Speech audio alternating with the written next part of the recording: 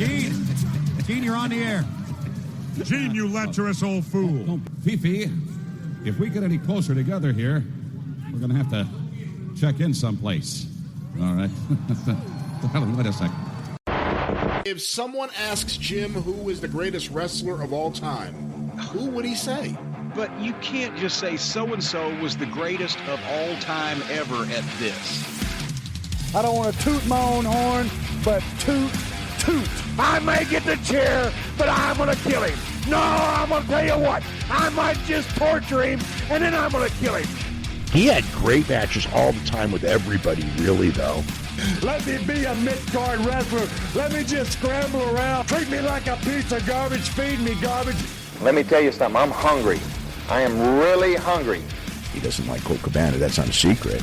Never in my sickest dreams did I imagine that there would be other people taking dives onto concrete floors, committing human suicide on my behalf.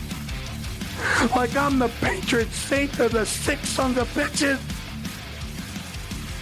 Welcome to the patron saint of Six Sons of Bitches. My name is Orchid Cugini of Violent People Radio and Live Laugh Lagerbomb. I am joined, as always, by Colette Orchid. How are you doing? Oh, of Big Egg fame. Anything else? Is that it? That's what's relevant. Sure. That's what's famous. Fantastic. And before I ask Colette how you're doing, I just kind of wanted to give a little overview of what this podcast is. If you have listened to us before, thank you very much. We appreciate you joining. We continue to remain shocked by the engagement we're getting for the podcast, as we have now reached over 1,000 streams after 5 episodes, which is really cool. If you are listening to us for the first time, the premise of this podcast is Colette, a wrestling genius, and I, less of a wrestling genius, but somebody who has watched wrestling before, randomly pull a name out of a hat or a wheel, better yet, and we try to argue whether or not that wrestler was the greatest wrestler of all time. Does that feel like an accurate synopsis of what this is? That is it to a T. God damn right. Look at us go. So yeah, if you're joining us for the first time, thank you very much. We have a very interesting subject for today. But before we get to that, Colette, how are you doing this evening? I'm doing good. It's rainy here in North Carolina. I was planning on going to a wrestling show today, but decided not to because it's out on the coast, and it would have been 5 hours of driving through thunderstorms. Ugh. So, which is great. That's a good way to end, like a month and a half of drought here in North Carolina. Stoked that it's over. But you know, it spoiled my opportunity to see the king of old school, Steve Corino, and John Wayne Murdoch in action, hot action. I'm sure. I'm not sure if that match has happened before, but I'm sure it has happened 150 times already. No offense to Steve Corino. I'm sure we'll get to Steve Corino when we get there. But I think Steve Corino being a draw for you to get to a show in 2026, there has to be a mileage limit on that. And yeah, I think 2.5 hours or 5 hours round trip that's I don't know if Steve Corino is getting me to do that kind of drive. I mean, it's less Corino and more like I live in North Carolina, the Triangle, and I was lucky enough to move here while DCW or DPW was running DCW. And it kind of rekindled my love of independent pro wrestling in a way that hadn't really happened for me since I stopped participating in independent pro wrestling. So losing that was a big bummer, and I've been trying to find my way to a show ever since they closed, and it's just been impossible. Yeah. Like something will come up, or I'll have to go home, or there was a show in I forget where. It might not have even been North Carolina. It might have been South Carolina for all I remember. But earlier this month there was a show that like the Great Khali, who's one of my favorite wrestlers, was going to be doing a signing at, and I was so excited to go. And I was going to go. I was going to make it a whole big road trip. Go down to Atlanta to see Freddie Got Fingered on 35 millimeter, one of the great films of cinema. And then on my way back home, see the Great Khali, one of the great wrestlers of wrestling. And it turned out that was the weekend that the comic book store that I used to manage may or may not have had its last day. So I had to go and see it on its last day. Turns out it wasn't its last day, but I don't know when that will be. So I don't regret going. and like staying from open to close, basically like a weirdo. But yeah, I haven't seen a live indie wrestling show since December of last year, and from watching DPW, I went to a fair number of them. Like you could see my big ass up in the corner of like whatever screen. Like I just seem to always be there with one tall woman, stupid camera or another. You're a very tall woman. Yep. And I have a lot of very obvious cameras, so that's true. Even if I wasn't a very tall woman, there would still be like, why is that bitch holding a Game Boy up to the ring sort of thing going on? Like if you're anything like me, when you watch wrestling, you do your eye tends to stray towards the fans, and I realize that I am someone I'm someone whom the eye tends to stray towards. So yeah, I really wanted to go. Unfortunate that I could not, but I think LeBron Cozone's promotion will be running a venue in Durham sometime in the next couple of weeks. So that'll be my next shot to try to go and ultimately fail to see an indie wrestling show post DPW. So yeah. I feel you there. I think the funny thing about DPW closing is it's a shame for a myriad of reasons, but I think it's rare these days that you sort of see that like regional promotion, because it is a regional promotion, whether or not, they did shows in, Japan and Texas and New Jersey, notwithstanding, that was one of the few indie promotions that I've seen that feels like definitively regional, in a way that really, really like captured the energy of like a local wrestling crowd in a way that you just haven't seen nearly as much. There are other ones that are good, but not with the same national attention that DPW does. It's curious to see. It's just something I've been thinking about a lot about lately is sort of, I wouldn't say the dearth of independent wrestling that's out there, because there certainly is enough, but nothing seems to be capturing the market share in the same way now that there's a competing wrestling promotion. I feel like everybody's going to try to want to be the next DPW, and I'm going to bite my tongue. I already rambled about that on one podcast. And I would rather people try to be the next DPW than to be the next GCW. So as I said, I'm biting my tongue on that. I already ranted. Yeah. Well, I mean, for one, this isn't a podcast about wrestling promotions. It's a podcast about wrestlers. So that's a good point. Before we jump into our subject, I will turn the question to you. How are you doing, Orchid? I'm doing good. I'm having an interesting day. Slept a little bit later than I wanted to. Never a problem. But the thing that's really, have you been following along with my gambling exploits for the World Cup? No. I haven't really been following anyone's gambling exploits. I know that you've sent like sandwiches to people, and it's a real like, God, I see what you've done for others sort of situation. But gambling, no. I presume you have a foolproof system to lose money every time you place a wager. You got that just about spot on. My dad was a bookie or worked for a bookie, so gambling is something I've been doing my whole life. But it's in the blood. It is. You can't do it in Texas. We hadn't had access to online sports books until recently. I think in December we started allowing for prediction betting, which is DraftKings figured out a way to like loophole their way through to do some sports betting for that. So I did pick up gambling again in the NBA Finals. I did really well. I didn't lose a penny, and I moved the ball forward. Not really a big soccer fan. I was like, well, I might as well. I've been riding a little bit of a streak here. I went 0 for 16 in gambling in the World Cup, including in the final. So thank you to every footballer who cost me my dreams. Have you learned a lesson, or are you going to keep going? I did learn a lesson, which is to do this again 4 years from now with much higher money at stake. Are you going to start betting on wrestling? That I still love everything holy. I hope not. But I remember when they started, I was like, all right, this has got to be like a sucker's game. Like maybe they're not smart enough to just do like basically like a pick'em or whatever. And like I that's why I have a DraftKings account. I've never used it, but I was like, if they're like, who's winning tonight? Like Kenny Omega or Hangman Adam Page, then like I'll take a little bump. I hope that I wasn't a wrestling journalist at the time, because I guess that would have been unethical. I don't think it was. I think that like DraftKings started up like shortly after I was fired, and I started to get real, like, I was like, all right, like, how am I going to maintain my interest in the great sport of professional wrestling? Oh, I know. I'll put my money on the line that I have relatively not much of.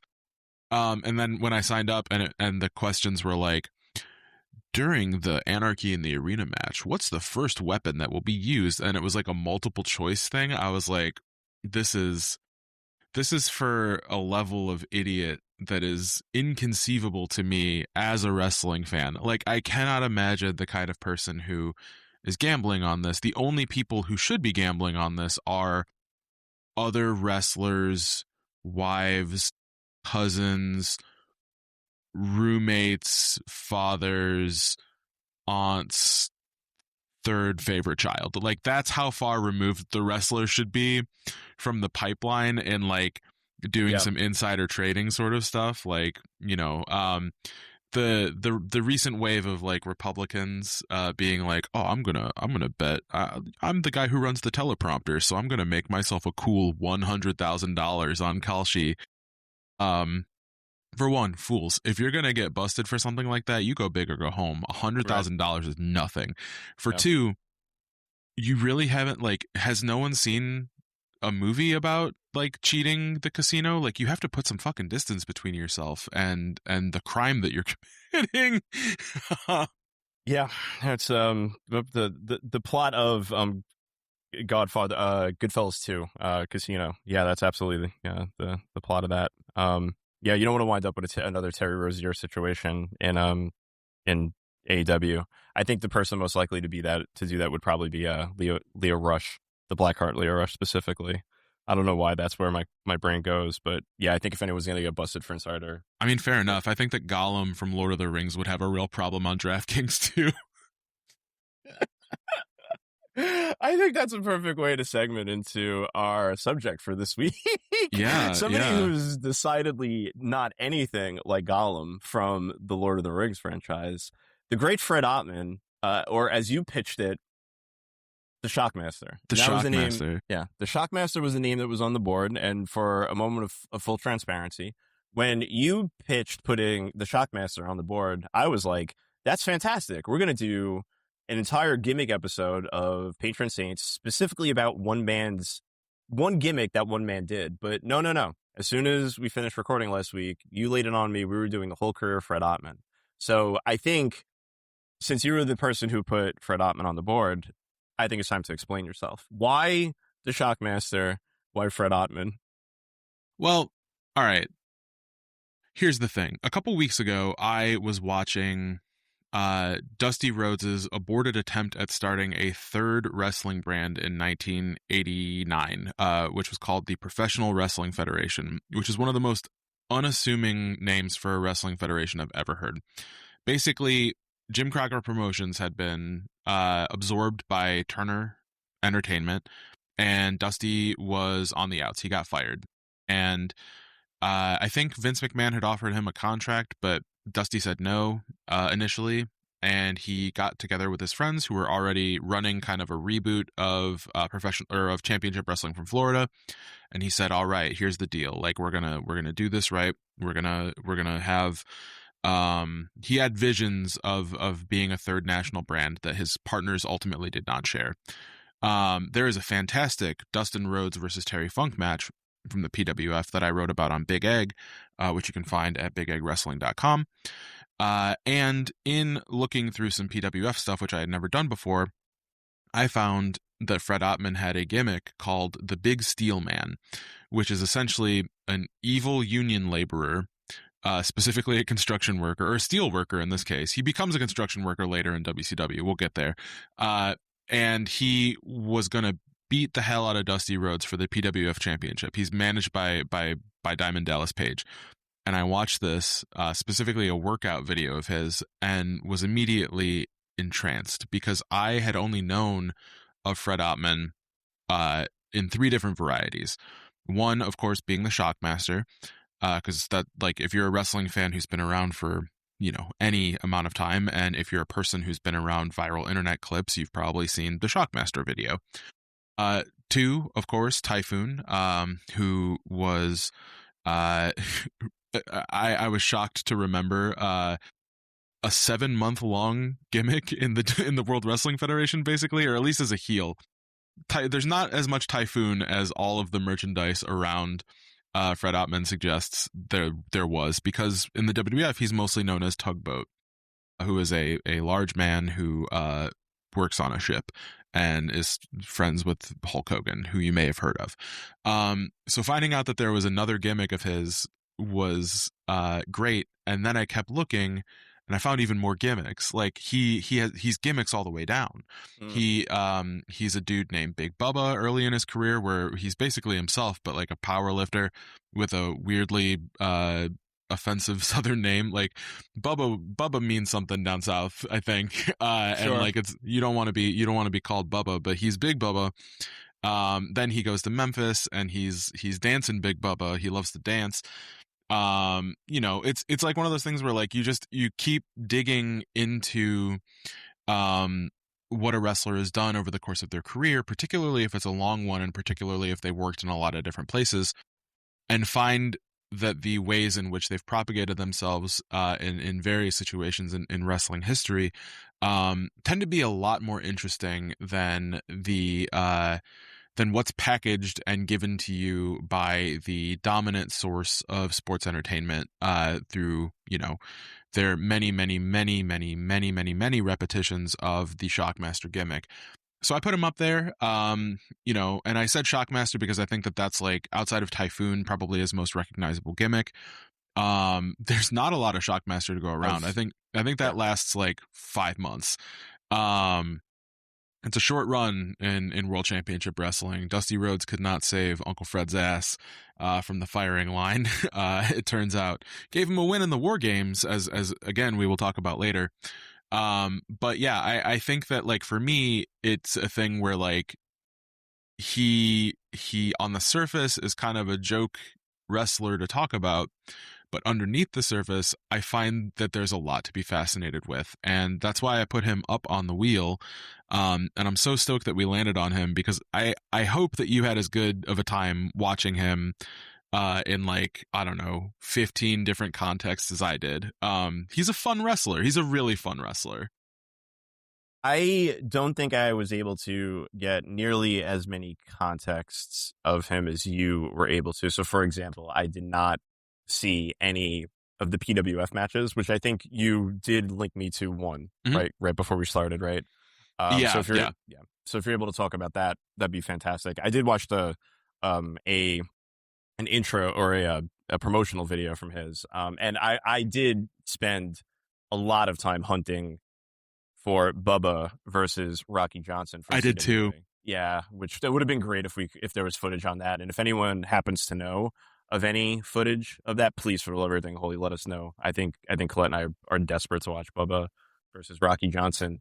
But I definitely enjoyed him, a lot of different contexts. And to your point about gimmicks all the way down, I think spot on. And I think what's going to be really interesting about this episode of Patron Saints compared to some of the other ones is that I'm sure we'll get into the weeds about match quality and some of the things that he does from a match standpoint. But I personally, for his case, I am so much more fascinated about what I've been racking my brain about over for the last week is he really does seem to occupy a space in wrestling. I don't know if there's a word for it in wrestling, and maybe there is, and if there isn't, maybe we'll be able to find it by the end of this episode, and that'd be really cool if we could.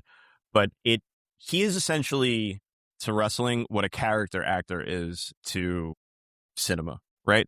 Like, he never becomes a lead man anywhere, but he's there and recognizable in a wide variety of different contexts. And what's super interesting about Fred Ottman's case specifically is so much about wrestling, especially in America, is sort of myth making and really sort of mythologizing moments that are not as significant as they are in the grand scheme of things. Yeah. And the Shockmaster is such an interesting case because when you think about some other, he is like up front, the number one name mentioned in like every WWE state sponsored documentary about this is why WCW sucks. Right. Like, like worst possible gimmick, like big, like worst debut of all time. Like he's front and center, like with all of these different things. And you often, and even in the War Games match, to sort of kind of supplement the myth making that'll happen for this man 20 to 30 years from now, he's described in that match as a rookie, which is just hilarious because I have now watched, by the time we got to that match in the syllabus, I have now watched 7 years of him wrestling. He's no rookie. I've seen him wrestle in a variety of different contexts, including in Europe. He's perpetually a rookie though. Like, because Hulk Hogan says that he's a rookie when he's tugboat. Right. Yeah. And I think for me, I absolutely had a blast with this specific episode. But I think the thing that I just kept thinking about, and it'll probably be reflected as our conversations continue, is a sort of myth making. But more than anything, like, how does somebody like a Fred Ottman, who does live in rookie-esque content, like he's introduced as a rookie in so many different contexts throughout the course of his career, something like that is just so not translatable to our current wrestling landscape. And I think to me that was the most fascinating bit of all of it. So I did have a blast, and I think to sort of get us rolling on the convo, as if you have been following along with the podcast, thank you very much. You know full well that we've been putting together syllabuses and playlists on YouTube that you could follow along with some of the matches that we're going to be talking about before the episode, or if you want to return to it after the fact, that you'll be able to find those on YouTube, which linked all over the place on all of our socials. But the first match that we have on our syllabus is Big Bubba versus Bruiser Brody from Texas All-Star Wrestling in 1986, right? Yeah, 1986. And correct me if I'm wrong, just before we start talking about this match specifically, he is Big Bubba in this context in Texas All-Star Wrestling, but by the time he makes it to Memphis, he's no longer Big Bubba. He's just Bubba. Is that right? I think that he starts out as Big Bubba and then like turns heel, but Memphis footage is like particularly, I mean, there's probably like a tranche of it somewhere that you can like just download or whatever, but what's easily available on YouTube is difficult to come by and is usually carved up according to like interest in a specific wrestler. And I feel like this podcast is going to be the start of a lot of people's interest in in Fred Ottman. So maybe there will be a lot of Memphis stuff that comes about after the fact. But yeah, no, I think that he started out as Big Bubba basically everywhere. Lance Russell calls him Big Bubba when he's dressed up as regular Bubba. He's not really regular Bubba either. I don't know what to call him. I think that in my notes I had it as Big Bubba parentheses dancing variant. But I don't want to start with the dancing because like I feel like that's jumping ahead. The thing that I was really stoked about this Bruiser Brody match, which someday we will cover Bruiser Brody and we'll have to talk about the paradox of him as being a wrestler whose reputation is basically he's like one of those wrestlers whose bark is much worse than their bite. Where like he's the most threatening, most dangerous, most terrifying wrestler ever, and then you watch him and it's like, all right, he's going to make contact with one of these punches or kicks someday. Might not be today, but he's around for a minute. Like he's an interesting wrestler, Bruiser Brody. And like here he's in kind of an interesting role because like Big Bubba is as close to a rookie as he will ever actually be. And he's kind of feuding with Gary Hart, as most people in the great state of Texas do at one point or another. And the Bruiser Brody is Gary Hart's hand-chosen $1 million wrestler. And this is a match that I would say is not great, but like the reason that it's interesting to me is you get to see Fred Ottman basically as the default creator wrestler. Everything that happens to him after this is like added on to what you see in this match. Like he's unsculpted clay right now. Nobody has had a thought to spray paint a stormtrooper helmet blue and cover it in glitter. Nobody has ever said, you know what is very flattering on big men? Fucking boat neck tank tops in white and red stripes. He's just a power lifter. Like, he's a straight up, like, power lifter. That is his whole thing. I wasn't able to find any information about his, like, pre-wrestling accomplishments in the field, but based on the fact that he is wearing like a regulation powerlifting singlet, which I did watch a video about. Like, apparently that kind of singlet was the only kind of singlet for a while, and then someone invented a singlet that covered up more of a powerlifter's body, and that's what we have now. Nobody wears the kind of singlet that he wears. So, like, he's wearing like a Ken Patera style, like Salman Hashmikov, like Olympic style powerlifting singlet and a t-shirt. He wears a lot of t-shirts. He's an early T-shirt, yeah. He's an early t-shirt wrestler, let's say. But like, I think that his background is legitimate powerlifting, and you see him in these early matches, regardless of how much skin he's showing off. I'm a firm believer that wrestlers should pop their tops if they're comfortable doing so. But he was not, or did not want to, and you still get a sense of his genuine, terrifying, awe-inspiring power. And it's to the point that, like, Bruiser Brody had a reputation as being somebody who could be really dickish to rookies in wrestling. There's a cage match between him and Lex Luger where Brody just doesn't do anything for 2 minutes and 35 seconds. Like, he just stands there while Luger does Luger stuff. Completely no-sells the concept of life, let alone wrestling. And Brody doesn't Brody doesn't do that here.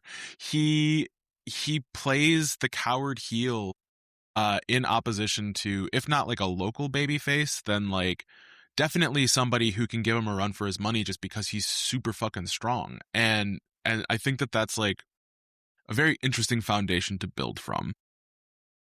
I think so much of what you said is spot on. Before I hop into that, I do want to point to what you just said about him being a local babyface.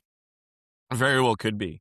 His Wikipedia lists him as a born in Miami and still lives in was Miami the right place? Let me go look again. Yeah, born in Miami. Educated at Miami Senior High School.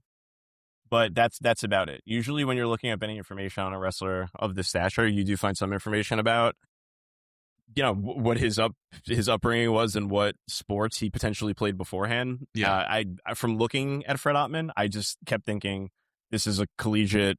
Looking at Fred Ottman, knowing that we're looking at some of his early matches in Texas, knowing this is where he got to start, I just assume he went to where was the school that Dusty Rhodes and Terry Funk like went to? North Texas State or whatever. Yeah. Like I just assumed that he was like a third string lineman in collegiate Texas sports who eventually made his way to the wrestling ring. But there is no information about him, so that very well could not be true. He very well could be a career power lifter. That's unknown to me. What I will say is that I did find out yesterday that Fred Ottman still does have an active Instagram, and he still posts on it pretty regularly. So, Fred, I hope you're listening to this, because we'll be linking to you this episode as soon as we're finished recording. So if you want to hop on the pod or give us any information about who you were before you showed up at Texas All-Star Wrestling, please let us know. We'll happily let the dozens of people who listen to our brand new wrestling podcast know. Yeah, definitely trained in Florida, though. He was a Boris Malenko trainee. Yeah. Does that show through? I don't know a whole lot about Boris Malenko trainees. I'm wondering if I think I mean, I don't know. Like, obviously, like, my experience of the Malenkos is mostly Dean related. Man of 1,000 holds Dean. But I think that in the sense that he has like really solid fundamentals, like, sure. I think Boris was a really highly respected wrestling trainer back in the day. And to your point, I think you're right. There's a lot of clay that can be molded from Fred with this early match. And you do just see the basis of where a lot of the work, in-ring work, is going to come from this point moving forward. It's solid ground game. Somebody who's absolutely utilizing and going to try to dominate with his strength throughout the majority of the match. But somebody who does have a really, really sound understanding about the way in which he can utilize his body to elicit reactions from the audience. And it's so interesting to see Bruiser Brody. You're right. We'll discuss it, I'm sure, in a different episode in more detail. But seeing him described as the $1 million man in wrestling, and just see Fred, which, yes, I know, right? It's just such a hilarious expression for Bruiser Brody for a myriad of different reasons. Yeah. But especially from my perspective, I kept just thinking about like that phrase with the person I was seeing in the ring at this particular point in time. I was trying and hyperimposing that into some more modern examples. Shouts to Max Caster. Maybe not. Whatever. Was he rich now? Let's try not to talk about Max Caster. I brought it upon myself. At least for this episode. But yeah, I was really able to just like really appreciate his innate understanding about, okay, he might not be the most charismatic looking human being in the world, but he does have a very towering presence in the ring, even next to Bruiser Brody, a very large man. Brody looks so small in comparison. And the way that Big Bubba is utilizing that to be the basis of the structure of the entirety of this match, I was super impressed with. I hopping in with this being the first match of Fred's that I've watched in 6 years. I was really just impressed right off the jump. Yeah, it made me. We'll talk about this more later as we get deeper into the gimmick backrooms with him, I guess. It made me kind of sad that he never got to do this as a babyface elsewhere, it seems. Like, he's a solid dude. Like, I think that the thing that that gets in the way of him being presented anywhere near seriously is kind of the cartoonification of wrestling combined with I think the dominant wrestling promotions owner not having any respect for functional muscles. Like he doesn't like it when people are big and muscular in a way that makes them look fat, I guess. And this is historically true all the way down to today, where poor Otis is still working like a chubby dumpster gimmick in fucking WWE Raw or whatever brand he's on. And he's one of the strongest dudes they've ever employed and is more than capable of getting like a raucous reaction from the crowd or whatever they're looking for, or the WWE universe, excuse me. But because he was a joke character who like made the Money in the Bank briefcase a lunchbox under Vince McMahon's watch, he's never going to recover from that. Very few wrestlers have. Mark Henry did, Big Show kind of, but like it's just a thing where like if your muscles don't look like something Vince McMahon would stroke himself off to in thinking about, you're gonna end up wearing a cartoon sailor cap like Johnny Knoxville in Jackass #2. But he's good at gimmicks though. That's the thing. Yeah.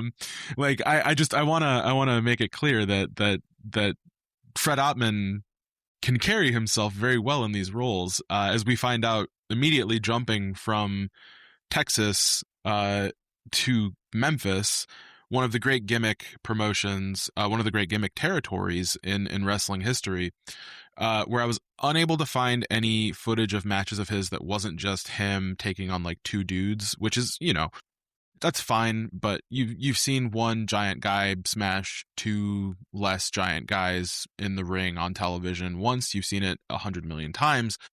But the thing that you do find him doing in Memphis is an insane gimmick, especially for somebody who's so young to the business, because he goes to Memphis a year into his career. And I think that this is even a little bit further into that, where he's still Big Bubba or just Bubba. But the thing that he loves more than lifting weights or winning matches is hip hop. He fucking loves Run DMC, Orchid. He seemingly does love Run DMC. And I think now might be a good time, since this is an audio only podcast for the moment, now would be a good time to point out that to my knowledge, and Fred, if you're listening, I deeply apologize, but he does seem to be a Caucasian cishet male. I believe he's het because he does have 3 children. Again, apologies, Fred, if I got this wrong. As a queer woman, and if you need any help understanding what those phrases mean, we will gently explain them. Very gently To you, Fred Ottman. Everyone else, Fred, if you're listening, I just hope you realize how gentle we would be with you, just period, in any context, but platonic, just to be clear, from my perspective at least. But I think it's important for our listeners to know, not to get too far away from the point here, that Fred Ottman is a Caucasian male, or seemingly a Caucasian male, and this is a rivalry that it seems to be it seems that he's in the midst of with Rocky Johnson. That being said, he is wearing a neon, do you want to call this floral printed? It looks very floral. It's very 80s. It's very 80s. It's, yeah, I would say, like, if someone were designing this right now, the description on Temu would be like synthwave. Mm-hmm. Yeah. It's a synthwave get up. If anyone is out there is like familiar with PN News, the rap master, who is another big fella who liked hip hop, and wore outrageously colored gigantic singlets. Imagine a busier version of PN News. That's right. Like we're talking like Fred Ottman is wearing something that would not be unexpected on like, basically like kind of like and again, this is no offense because I am the target audience of such things, like a plus size women's swimsuit with pizzazz. That's fair. Is what he's wearing. Legs. With legs. Yep. And I think on top of that, a beautiful mullet, close so on good. the sides. He always has a good mullet. And this mullet is shorter than some of the other mullets we're going to see throughout Fred Ottman's career, with the cheap plastic sunglasses that you would probably get outside of a souvenir shop in Orlando on the Strip right outside Walt Disney World. And from there, he does start dancing to, oh my God, I'm watching as we speak. I've probably watched this more than I watched anything else this week. He starts dancing to Run DMC, and I feel like the only way to describe it is I have never seen somebody with so much emotion exhibit such a little rhythm. It's incredible. It's so good. Also, I think that he just has like, so there's 2 segments on the syllabus. There was a third, but it got a little uncomfortable. Like that's one of the things about Memphis wrestling, is that a lot of times feuds between African American wrestlers and white wrestlers get to be racial in a not for lack of a better word, not very woke way. And the first promo that I found of Big Bubba, I was like, this is fantastic. And then he started calling Rocky Johnson boy, and I was like, oh, this is not fantastic. I hope that there's something else. And these are what I found. But I think that basically, like, I don't know how much Fred is or isn't into Run DMC, but between the 2 promos, the 3 promos that I watched and the 2 that are there, I think that basically over the course of like 3 or 4 weeks, he pushed play on a singular copy of Run DMC's Tougher Than Leather, and then pushed stop when he was done dancing, and then pushed play the next week to start dancing again. Like, so yeah, he is dancing to Run DMC's Tougher Than Leather, but I don't think he's heard much of it because like he's way off beat, obviously, but he's doing like basically like wacky waving inflatable tube man style, like wiggling his arms above his head sort of shit. Like it's the kind of thing that you would see a crowd doing at the Arsenio Hall show. It's popping and locking with not much popping and very little locking. Yeah. It's incredible though. Like it's so good. He has motion. It's there. Like, and he's a heel. Yeah. So like he should suck at this. He's shameless about it too. I love how he just goes for it. Like he goes for it. I don't know how many people were watching Memphis wrestling in 1986. I know a lot. Like it's a lot. Like it was a very popular show. But like you have to know going into that TV studio, being given a gimmick like Big Bubba dancing variant, and like a manager who is dressed like Michael Jackson, which is not the first. I think it won't be the last time he has a manager who's dressed like Michael Jackson, because Diamond Dallas Page dresses like Michael Jackson at one point in the PWF. But to be told, hey, brother, we're going to need you to go out there and for one, we're going to need you to talk to Rocky Johnson in a way that is uncomfortable, and then we're going to need you to dance real bad in front of, at least a couple 100,000 people. And you're going to have to do it in such a way that people are going to want to see your ass get beat at the Mid-South Coliseum. Could you do that for me? And then to just go out and fucking do it? Like, that's pro wrestling. Like, that's pro wrestling. This is a pro wrestling ass block of time. It gets better when Rocky Johnson's out there, because Rocky Johnson could not seem any less cool. Like, Rocky Johnson, I think to most people is known as The Rock's dad, Dwayne The Rock Johnson's father. But before that, he was a very highly respected, like very famous wrestler in his own right, particularly in the WWF, where he teamed with Tony Atlas, as I believe the Soul Patrol was the name of their tag team, and he was the Soul Man, Rocky Johnson. But like when he comes out to answer Big Bubba Dancing Variants Challenge to a second dance off, because they had one at the Coliseum, which Bubba alleges he won only because he recorded the cheers of a college football game and played those over the PA at the Mid-South Coliseum, which is incredible. Yep. Rocky's like, well, I don't dig this hip hop stuff that you're listening to. I dance to soul music, and that's it. But if you play it, I'll give it a shot. And it's like, dude, you could not seem any more out of touch in 1987 than to be listening to like Run DMC, who, like, I know that I'm approaching Run DMC as somebody who got into hip hop like as a teenager in the 90s. And like, I really love Run DMC, and I think that their first couple of records are really great.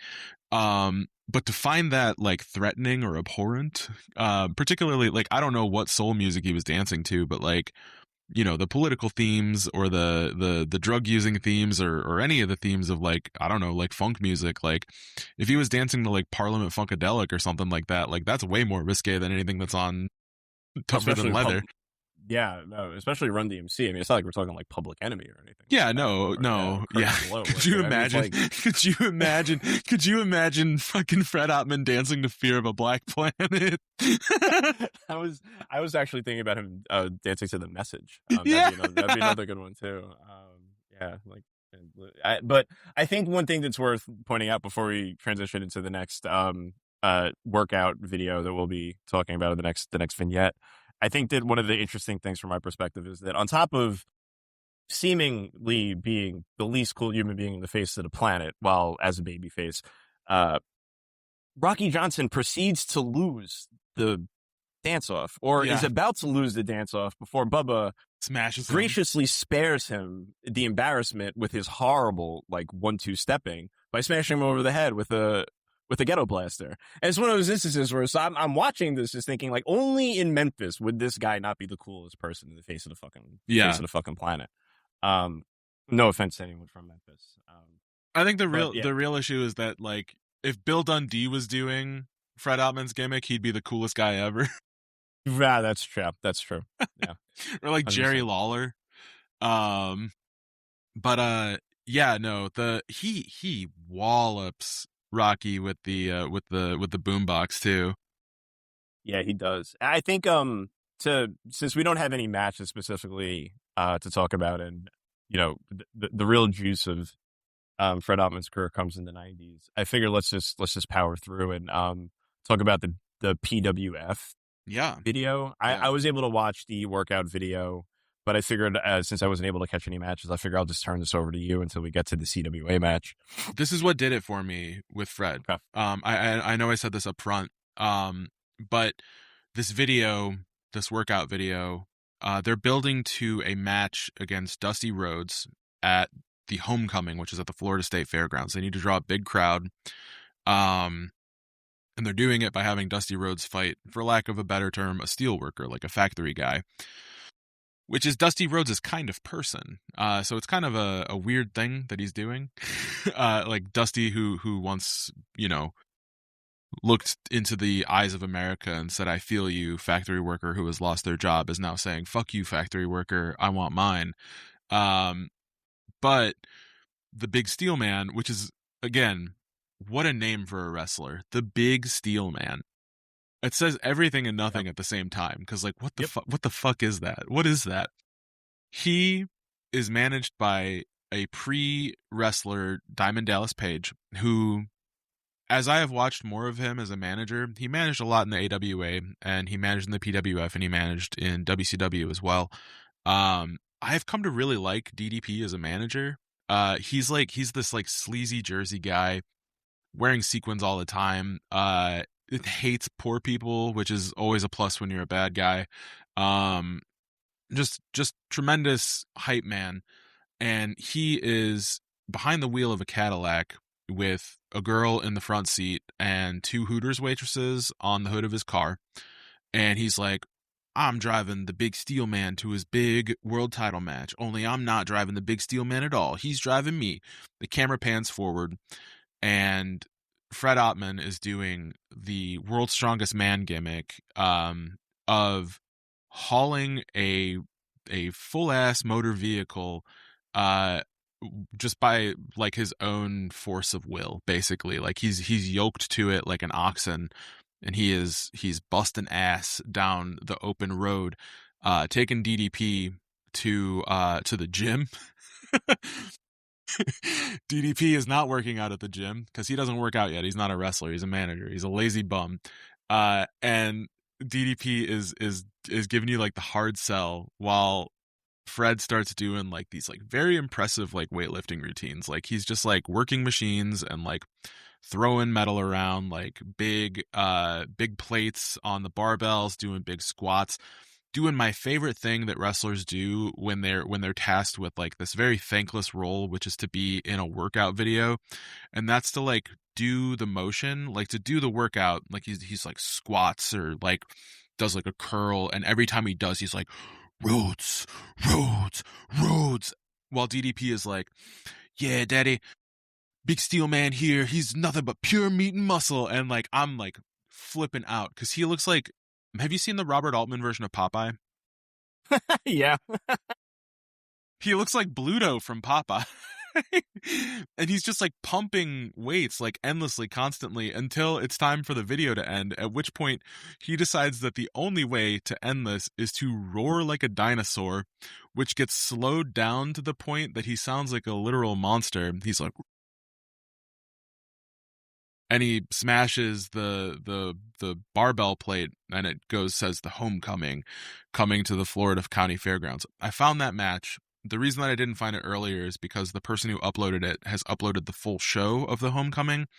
Because his whole thing is that he's an archivist of championship wrestling from Florida. So full shows, full TV shows, that's what matters to him. But it made it really hard to find what I was sure to be a fun match, because Dusty Rhodes is in his revenge era in 1989. He hasn't signed to the World Wrestling Federation yet, but he wants to prove that he still has something going on.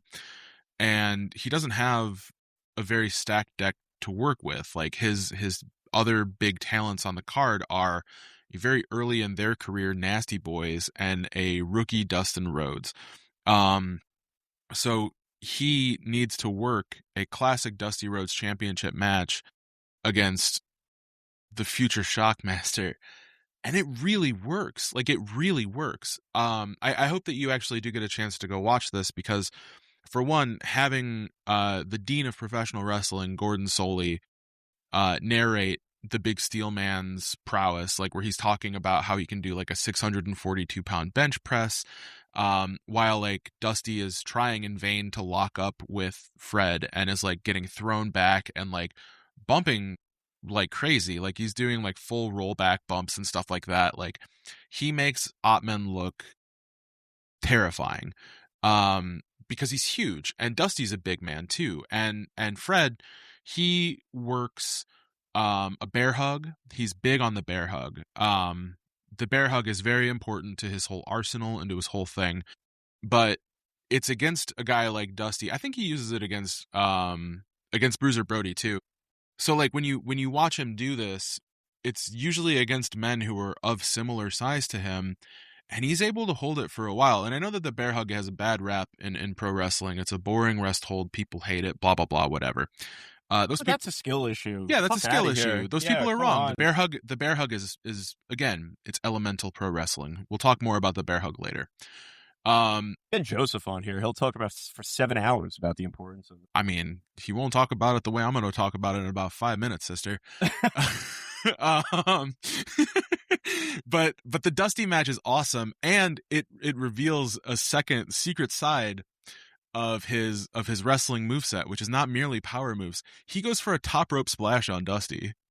Ooh. Like he goes for a 747 and he misses, and Dusty pins him. There's also footage of a cage match between him and Dusty, and seeing Fred Ottman, who is like the affable, lovable Shockmaster, and also Typhoon, who is not affable or lovable, but at one point in time he was, I guess, because he was Hulk Hogan's friend. Seeing him bleed like a motherfucker, again, levels. There's levels to this man, and it's good too.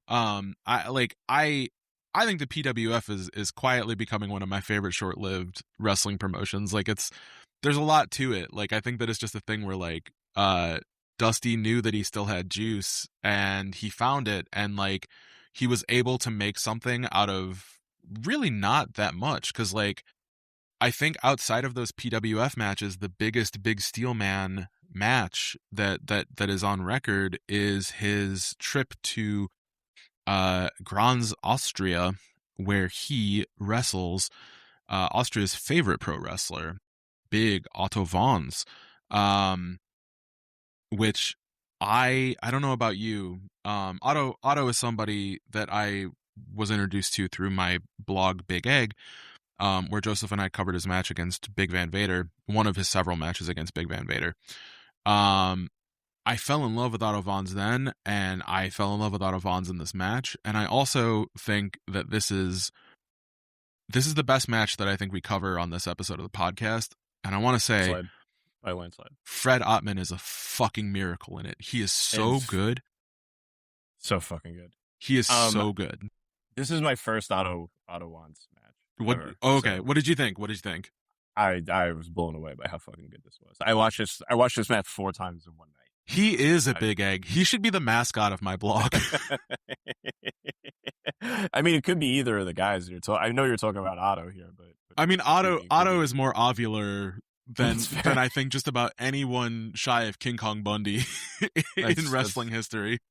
That's very fair. So before we hop into the actual guts of this match, I was just wondering if you could give me. I feel like I can get a general sense of it, but can you give me a overview of one of the things that was fascinating about this match to me was there were intermission breaks in it that are actually called out as intermission breaks. So I was just wondering if you could maybe give a brief run through about what that's about. Oh, there's just rounds. There's rounds. It's a rounds based system. I don't think that it's exactly like World of Sport, which is British, like the British style of wrestling that had round breaks to it.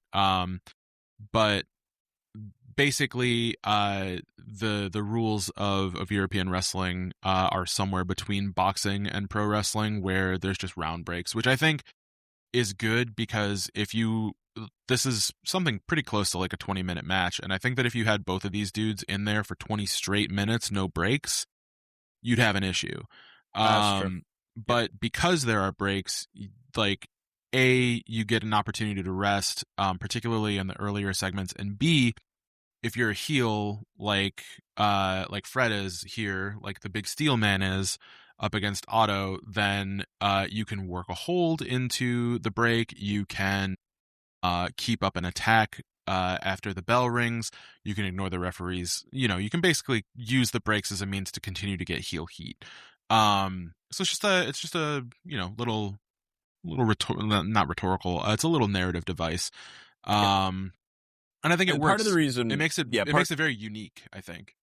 Part of the reason why I'm asking you is that I know me and you are very well in the weeds when it comes to wrestle nerddom, but a lot of folks, who are listening to this might not be nearly as much into it as we are. And I think that the majority of folks who are coming to listen to this podcast are coming to it from a Western lens and are so used to sports entertainment, American style wrestling. Maybe there's a few people who understand, the Lucha 2 out of 3 falls rules. But for me, especially, right, like I don't think I had not been introduced to shoot style wrestling myself until I joined the Violent People server. And so that would have been like 2 to 3 years ago for the most part. So I think like for the large portion of the folks here that, if they do go out and they check out this match, they're going to be a little confused as to why there are just actual breaks. I mean, I think it is really fascinating to see. Yeah, even, this is probably the first time we've even said the words World of Sport on this podcast in sequence. There were so many opportunities during the Goldberg and John Cena episodes. Exactly. So I think that's why I kind of really wanted to provide the context, because I do, to your point, right? Like both of us are writers. We both are very obsessed with narrative. To fault to certain with pros and cons in both directions for that. But I do think that like at least being able to point out the narrative device of what's happening in this match is super important. And also to center it back around Fred Ottman, it does really point to, with my criteria being make me feel something in as many different contexts as humanly possible. To see somebody who, and we'll get here shortly, who made me cry when I was 6 years old in WWF because of how mean he was to Jake the Snake and his various snakes. To come back and watch, to see, at the age of 41, to see him wrestle in this more shoot style approach where it's so much more rule centric, and to see him just put on, quite frankly, a fucking banger. Was really fucking really, really impressive. But what sticks out to you about like what's awesome about this match? It's in the minutia of it. Well, 2 things, but I'm going to lead with one and then let you talk a little bit more about it before I come back to what really sold me on this one. For me, I think that this is a case that will get built out once we start talking about him as Typhoon as well. But I think that this match and the dusty ones that I found after sending you the syllabus make an early case for Ottman as particularly his potential as an incredible heel wrestler. He is big, he is threatening, he is agile, he is an exceptional bumper. Like he's really good at taking a hit and conveying like the true force of something necessary to wear a wrestler like him down. Like he's in the upper 3s, but like you see him here, he's in black Speedos. He's not wearing a singlet. He's not doing the t-shirt thing. He's just, as basic and simple as possible. He is a very strong man. He is built like a goddamn mountain. I saw a lot of similarities, and this is, I think, partially because I watched Otto's match against Big Van Vader, but I saw a lot of similarities between him and Leon White. Maybe not in a sense of like pure athleticism, because I think that Vader had more of that. And also maybe not in a sense of like pure roughness, because I think that ultimately Fred was a far kinder wrestler when he was in control than Vader was. Low bar there. Yeah, it's a low bar, but like Fred's not throwing like wild haymakers and crazy headbutts and shit like that. Like, but he is he's just so convincing. Like him taking a lot of Otto's offense, like Otto's flipping sentons would be the worst thing in the world to take, I feel like. And he takes like 7 of them. Like he's a magnificent, like he just absorbs so much punishment and keeps coming back. He's a good brawler. Like that's something that you don't really get to see much of. Like I think this match, there's like this one, the dusty one that you didn't get to see, and also a Tokyo Dome tag team match against the Natural Disasters that I think kind of like show Fred Ottman's potential as a true monster heel in a way that he never got to fully realize for one reason or another. And that's why I like this one, is because it's him in a legitimate like world championship match setting, and he doesn't get to do that hardly ever again. I Could not agree more. I think to your point, that's in my notes too. What sticks out to me is that up until this point and after, I have only seen Fred Ottman being portrayed as like a bumbling fool. And in this match, I am seeing like an absolute threat here. Like this is somebody who is coming off as imposing, is working in an imposing style. To your point about the flipping sentons and it's selling, right? I have the match on. I think both of us do that. That's, I think just like kind of like the nature of this podcast at this point. But I watch him just take one of these rolling sentons in the second, round, and he just rolls over and just sells it like crazy. Just with chest puffed out, arms kind of, like gripped, like held tight together, while he's just expressing just sheer agony. But then he stands up and is not taking it. He's immediately in another clothesline strike exchange with Otto. And I think to me that was one of the things I appreciated the most about this match. I was having a conversation with a friend recently about, I won't go too in the weeds about the match itself, but kind of talking about like the difference between like micro and macro level selling, and about how like micro selling, these aren't his words, this was me. He was talking about in a match where somebody took a top rope Hurricane Rana, and then within 35 seconds stood up from that top rope Hurricane Rana at the 19-minute mark in a match and just hit a running knee on his opponent. And he was like, well, they lost me at that point because I just was completely taken out of the fact that like a move that, impactful would mean nothing to the opponent. And I just was like, yeah, fair, completely fair. That's an absolutely fair criticism. But, like wrestling these days is not done. Like selling is not like done like at that level anymore. Like match structures aren't really made very frequently around like targeting of one limb and then like having that be like the focal point of the entirety of the match. And I was thinking about that a lot, that criticism of that one specific match a lot when I was watching the Otto Wands Big Steelman match, because like they are making the focal point for one particular point of the match is just like the impact of the clothesline. These are two men who are mountains. These are two men who are mountains of men who are just beating the fucking shit out of each other. Yeah. And within like the first round, meaty lariats, right? Like, and none of them are falling, right? So it ends up becoming like sort of the narrative focus of the match is that like, what does it take to bring one of these people down? And when you do, how are you knocking him out for the count entirely? It was just really just an exceptional way of like structuring a match just around like meaty strikes. And this match seeks to answer the question, what do you do when your strikes are just as impactful as your opponent's, and your opponent is just as fucking large as you are? I mean, it was fucking masterful. I was blown away by how good this was. It's so good. Also, it has an 8.31 rating on bearhugger.net. What is bearhugger.net? This is what I was waiting to tell you about. It is a website dedicated to bear hugs. And Fred Ottman is a legend of the game on bearhugger.net's bear hug uploads.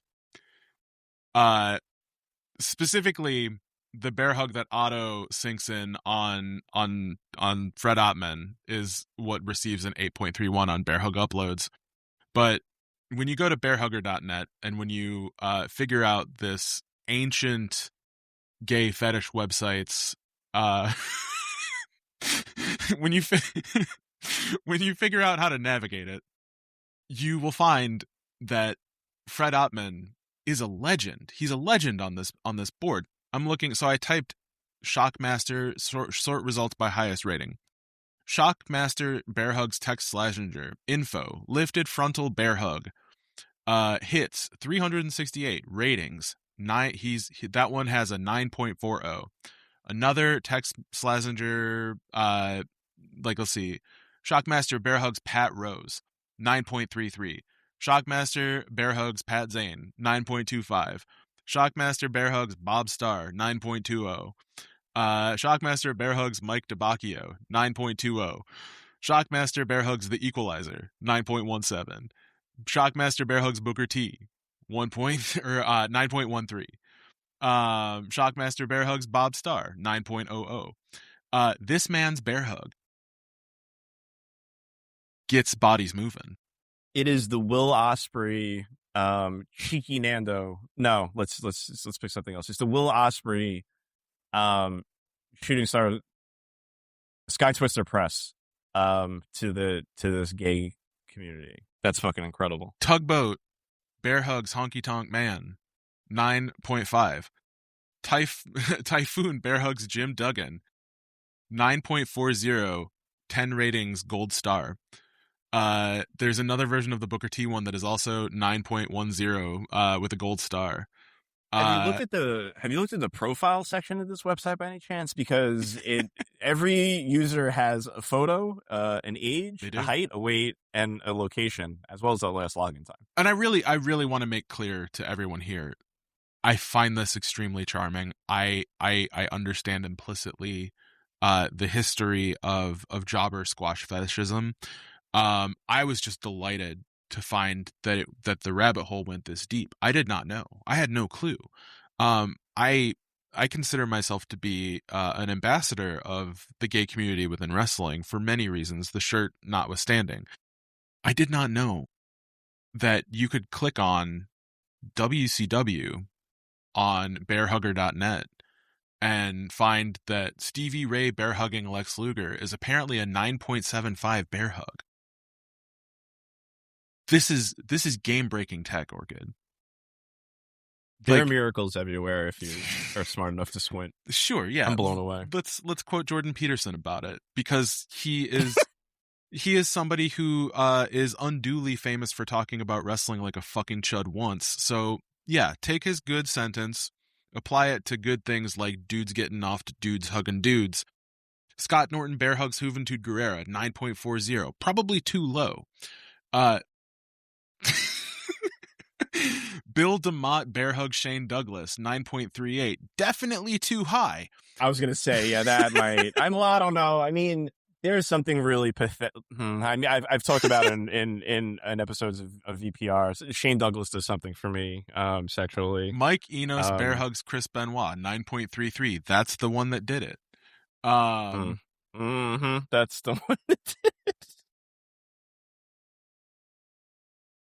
Oh, man. Now, as much as I would love to continue to run down every one of Fred Ottman's bear hugs on bearhugger.net, do you have anything else you'd like to say about... I don't need to say anything else. We could end the episode. We could end the episode right here. Fred Ottman, bearhugger.net superstar, greatest wrestler of all time. But we have a lot of gimmicks to talk about. We have at least two more. We have two more. Three more. 2.5. Yeah, we've got three more. He goes from this to being fucking Tugboat Orchid. He does.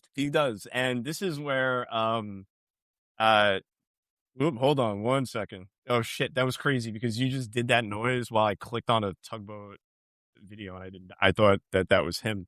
I just almost had a panic attack. I've been clicking around with a lot of audio popping up, and that was like, oh, fucking third time's a charm. That's my Tugboat impersonation. That was really good. Yeah, but he does. For me particularly, this speaks to my childhood. Some of my earliest memories about wrestling are centered around folks like Jake the Snake Roberts, Hulk Hogan, Sergeant Slaughter. But two people who've stuck in my mind throughout eternity have been Tugboat / Typhoon and Earthquake / John Tenta, another one of the patron saints of Six Sons of Bitches that I hope we get to have an episode about. Yeah. I quite love that guy. Someday. Yeah, someday. But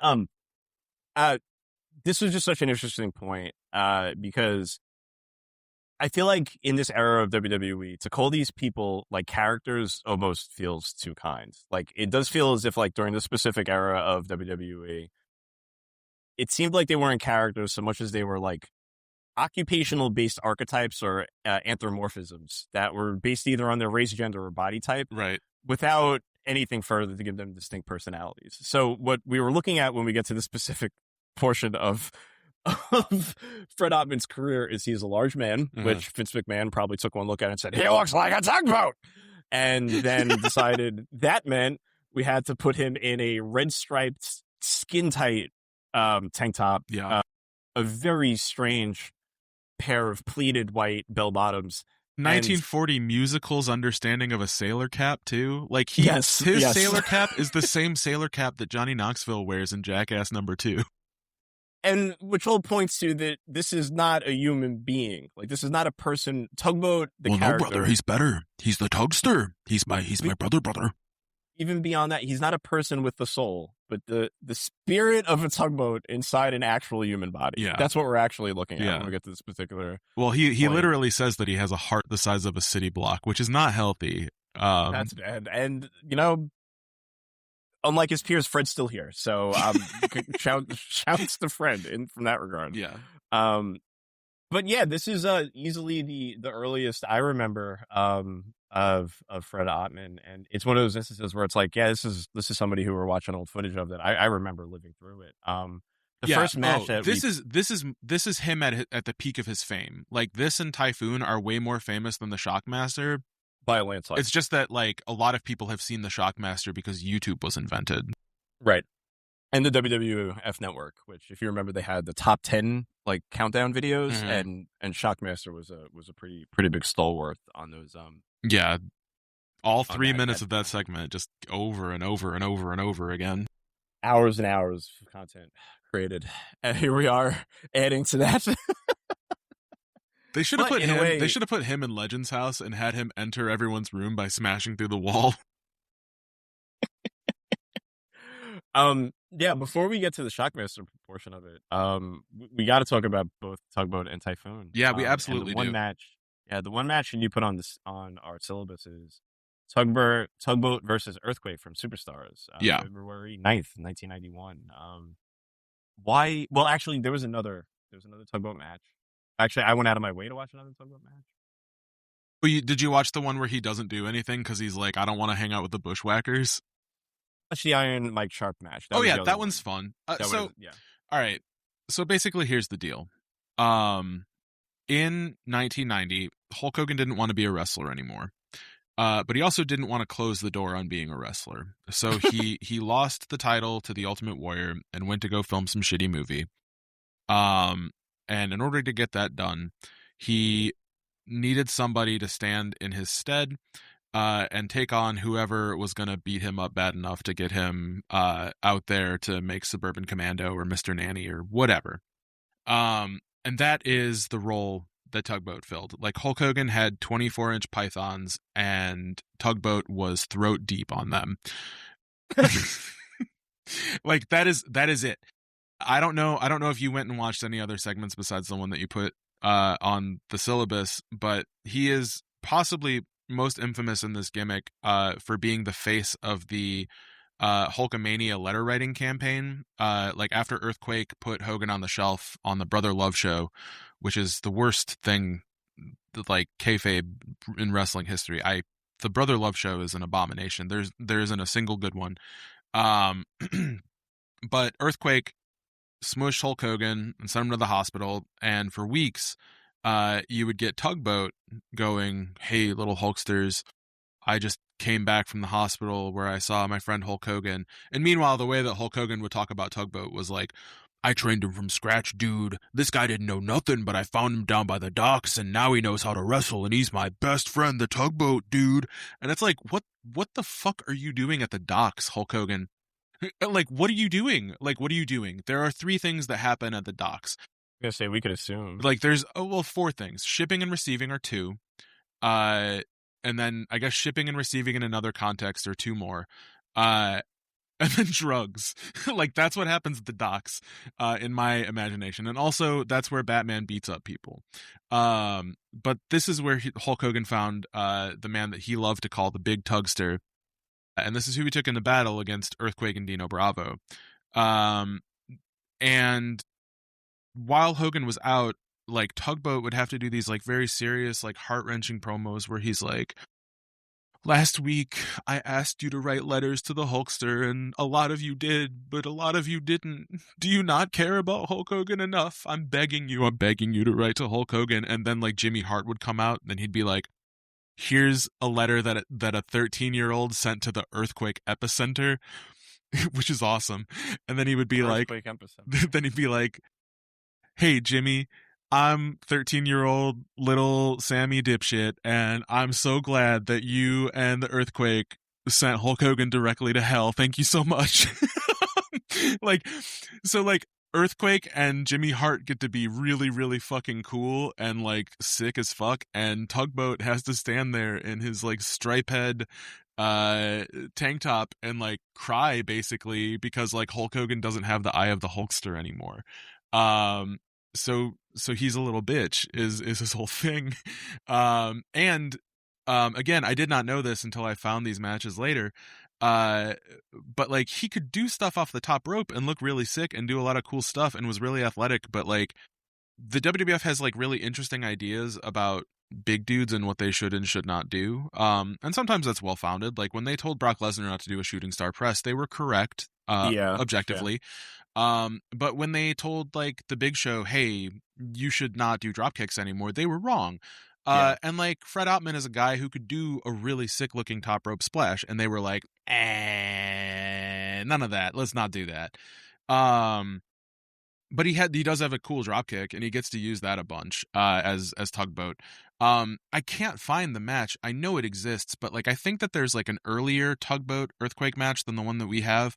That like I remember when I worked AIW, I used to talk a lot to Jock Sampson about like our favorite squash matches or whatever, and we mutually came up with Earthquake and Typhoon being like one of our favorite like squash match wrestlers, two of our favorite squash match wrestlers. And I was like, dude, you've seen the match where the two of them wrestle each other and both of them throw drop kicks and like everyone in the arena is going crazy, right? And he's like, yeah, that's sick. I haven't been able to find it in like 15 years. If anyone has a line on this, Monsoon Classic on YouTube, I think this was on your channel 15 years ago, but I know how YouTube is. If you ever find that again, please upload it because it haunts my dreams. Like Tenta throws like a regular style drop kick and gets good height. Like I think he hits Ottman in like the chest, and that's high up. And Ottman throws like a shotgun style drop kick. Like he's doing like he's hitting the mat on his ass kind of thing.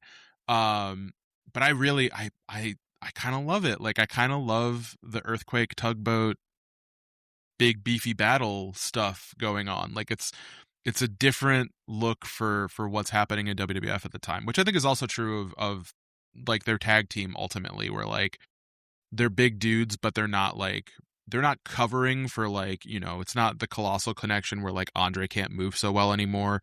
And it's not the Twin Towers where one of them is a cop with a Confederate flag on his arm and the other one is a white guy pretending to be a black guy pretending to be Dusty Rhodes. So you just get to enjoy it. Like you just get to enjoy, you get to enjoy the brotherhood of two fat men beefing it up on dudes. But yeah, Tugboat sucks. Tugboat's so bad.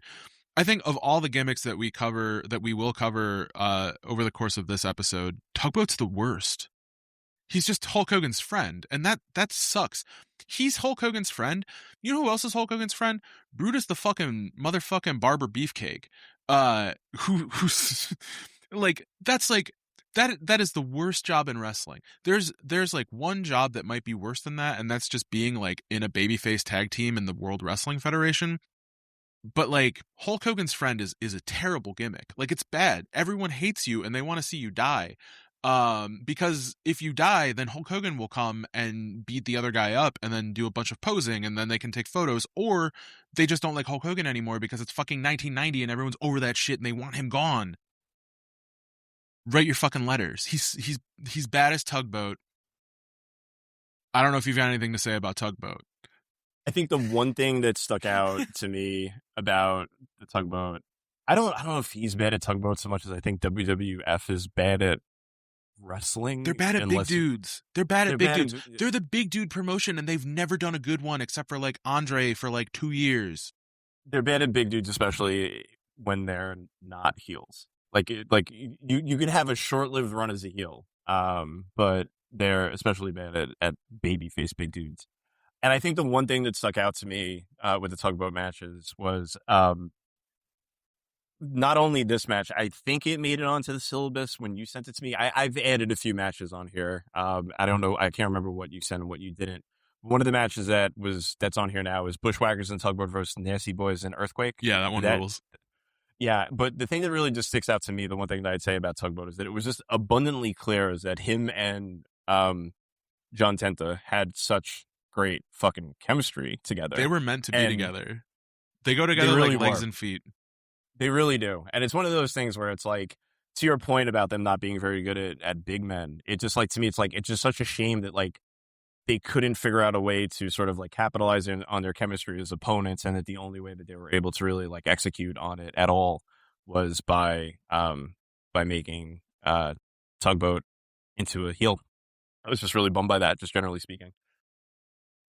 Yeah. I think that's all I have to say about the Tugboat gimmick, was that like, what could have been if the person in charge wasn't a sex pest who was devoid of any creative energy that he wasn't able to siphon from the labor of other promotions. They have a man named Tugboat on the roster. They never once have him do Tug of War. Fuck this company.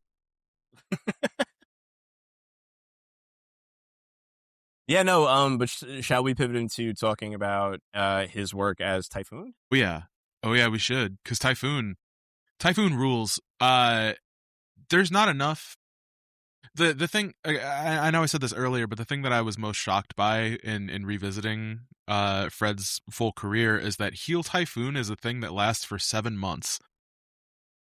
Wow. I think that is what everyone remembers him for. Mm-hmm. Yeah. His heel turn, being mad about being on a tag team with the Bushwhackers, is such a good reason to turn heel. Completely. Like, fuck this. Like, I'm standing across from a guy who's like main evented SummerSlam against Hogan and the WWF Tag Team Champions, and they've put me in here with fucking Butch and Luke, and they are licking kids' heads. I need out of here stat. I need to be gone. How the fuck do I do that? I know. I'm just not going to let them tag me in. I'm just going to stand here and be like, until it's time to leave. That's what he does. And then he shows up the next day or the next week, or who the hell knows, on their fucking Nickelodeon Double Dare looking like studio show where they have poor Gene Okerlund try to call him out as Tugboat, and Bobby Heenan is just razzing on him endlessly until Jimmy Hart does. It's like not as good as the Bruise Brothers funeral, which is my favorite Jimmy Hart segment. It's a Memphis thing. We'll cover it eventually, because you know, Pork Chop Cash is definitely going to be he's going to be a subject. But when Typhoon comes out and he gets so mad when Gene Okerlund, he doesn't have a problem when Earthquake mentions Hulk Hogan. He's like, yeah brother, yeah brother, yeah brother. He loves the word brother. He's the most brothered out wrestler I think in wrestling. Like Hulk Hogan is up there, but like that Rocky Johnson thing where he keeps calling Rocky Johnson brother, and Rocky Johnson's like, I ain't your brother, man. Stop calling me brother. And he's like, okay, brother, I'll stop. like this is like fast forward to 1990, and he's out there like huffing and puffing with Earthquake being like, yeah, brother, yeah, you tell Hulk Hogan you're gonna beat him up, brother. And then Gene Okerlund's like, well, yeah, speaking of Hulk Hogan, and Typhoon's like, Hogan. He gets so mad he picks up the phone and pretends to have a phone call with him. It is in the echelons of lesser heel turns in wrestling, I think one of the more charming ones. And he's right too. He's so right to be pissed off about Hulk Hogan. Like, what has that fucking orange bastard ever done for him? For anyone. For anyone. Except for himself. He's right to do it, and I think that this tag team kind of gets short shrift. Again, as memorable as they are, which is the strength of a strong colorway and similar logos, I guess. Like, they should have been the monster heels of the WWF tag team division for like at least 2 years. But they don't get to. And I know I'm skipping over the singles match against Jake the Snake Roberts here in order to say this. But like, I think that they were supposed to feud with the Legion of Doom for longer than they do, except that Road Warrior Hawk loved drugs. And he loved drugs more than he loved wrestling. So, boy, did he. So he was so on drugs that he was suspended for a while, and that meant that someone had to win the tag team titles from Money Incorporated, and that meant the Natural Disasters. And it's a shame because they don't have the titles for very long, and they're not very engaging as baby faces. But as heels, I think that they're pretty spectacular. Like that Jake the Snake match, a lot of fun. It's not on the syllabus, but I presume that we will add it eventually. But there is a Tokyo Dome match against the Legion of Doom that I think is spectacular. Like it's so good, and it's such a good Ottman showcase too, because there's a spot in it where Animal like gorilla presses Hawk and throws Hawk into Typhoon, and Typhoon catches him. And that's a big ass man. Like Hawk is a big fucking dude, and like unlike Diesel in 1995, the Road Warriors figure out how to do their finish on a dude that big, so it's cool. Yeah. There's a lot of crowd brawling. It's sick. I really want you to watch that match eventually, just to have fun with it. Yeah, and I'll throw it on tonight. But like it is out of the. Oh, go ahead. I was just gonna say, like, I do think that, like, we don't have to, but I do think that, like, they did do, from what we're looking at in terms of, I absolutely agree. The Wands match is the best match that we've watched for this exercise. But I do think when it comes to like the pinnacle of his work, I think that any case we're going to make for greatest wrestler ever has to focus on the pinnacle. Maybe it doesn't. But I do think that like there is so much value in what the Natural Disasters were able to do in the ring that like I want to hyper focus on one of the matches, either the Rockers match or the Money Incorporated match, to just like I think the give Rockers either match, of those men their slap. The Rockers match for sure. Happily. Like the Money Inc. one is important because that's the one where they win the titles, but it's a house show match. Like it is a dark match that was filmed after a very long Superstars taping. Everyone is excited. But it feels like a thank you to like two loyal soldiers and not like anything spectacular. But the Rockers match it fucking rips. I really like it. I don't know how you felt about it though. Loved it. I particularly, my favorite instance in the match is Fred being in the corner when Marty Jannetty ducks like under him, and they do that whole, you know, big man falling over the little man. Yeah, the high-low. The high-low skit. And just his how comical he takes that bump. I was thinking a lot. There's been a lot of discourse going on in the greater wrestling community that I've just largely avoided because people don't understand talent when they see it. Around John Moxley and Will Ospreay wrestling a 15-minute match against the Workhorsemen on national TV.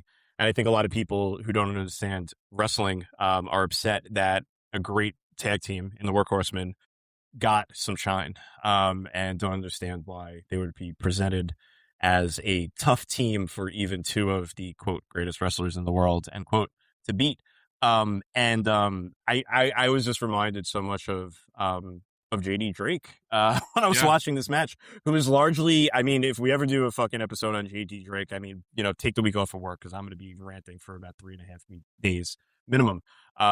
Easily one of my favorite workers in the world. But I just saw there just being, again, as I mentioned in an earlier match, in the Wands match, this is somebody who, no, actually I mentioned this in the Brody match. This is just somebody who just understands like how an audience is going to react to their body. And thus, because they know that they don't have the same sort of charisma as somebody as a Hulk Hogan, realizes that there's a lot that they'll be able to elicit from the audience just with a simple thing of like, just making the noise, oof, before they're about to fall over and land on their back after something like so comical like that. And that to me is just like, that's just like the coloring in the lines is just like, not every wrestler understands that Fred really fucking like had a grip on.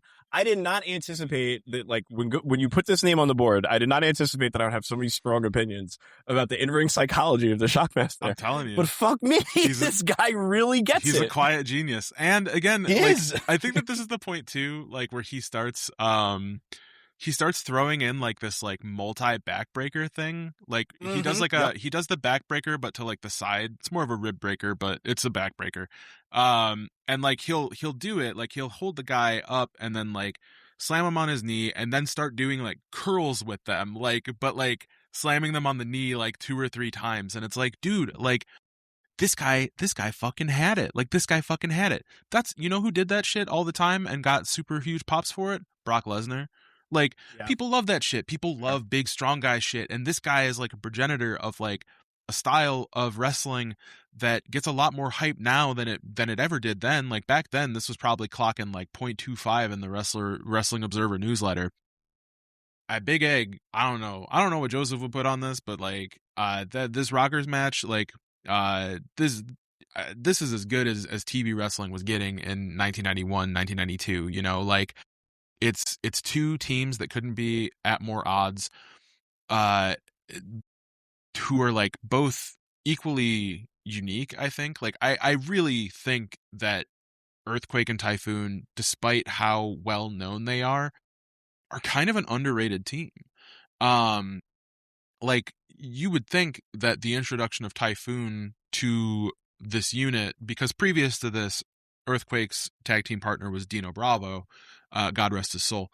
But Dino Bravo got replaced by Typhoon, and you would think, okay, cool. Like, now Tenta doesn't have to be the workhorse of the tag team. He can take a breather. Fred Ottman will work. He'll be the workhorse of the team. He's younger. He's faster. He's less of a known factor to WWF fans.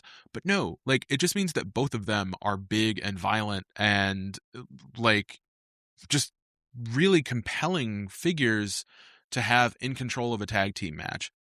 I think that that's why their win over Money Incorporated doesn't really work for me as much, or like their scant work as like baby faces, because Tenta ends up like leaving the WWF in '93, kind of unceremoniously ending the tag team.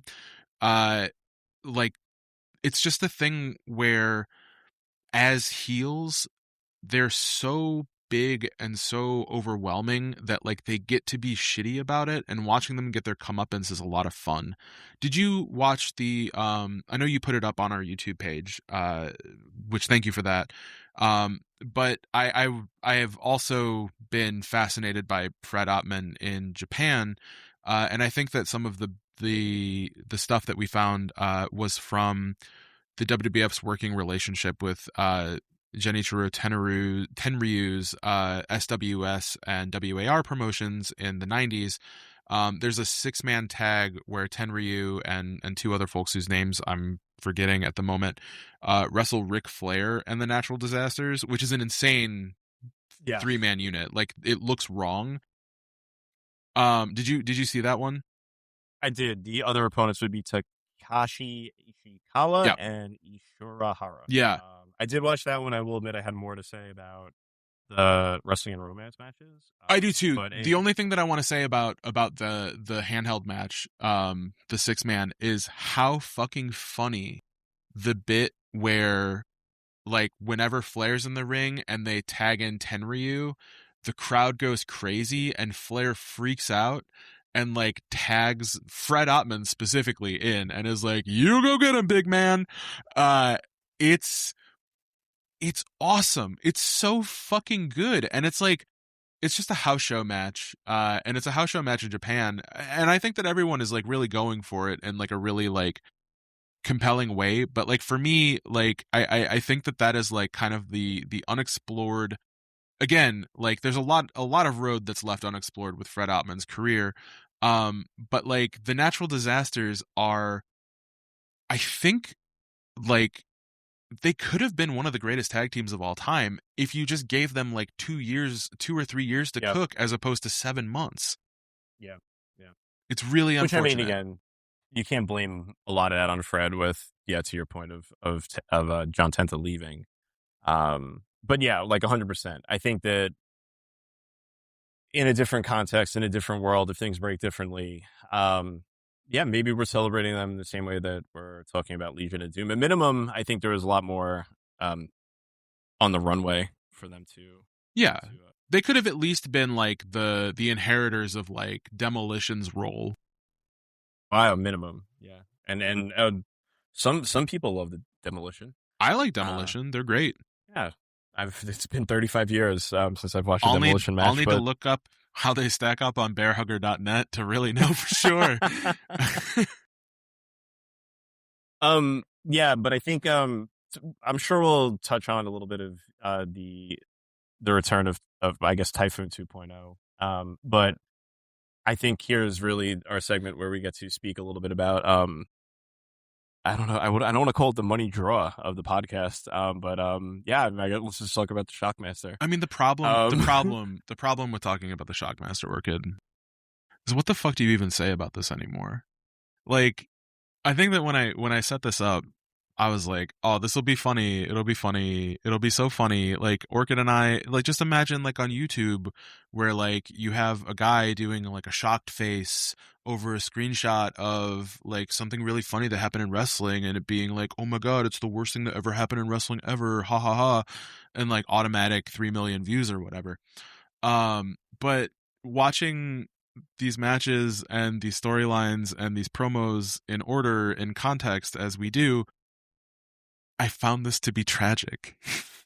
It is. It's really tragic. I found it to be sad, and not even because he's the victim of a practical joke that's not even technically at his expense. It's because he was set up to fail from the fucking start.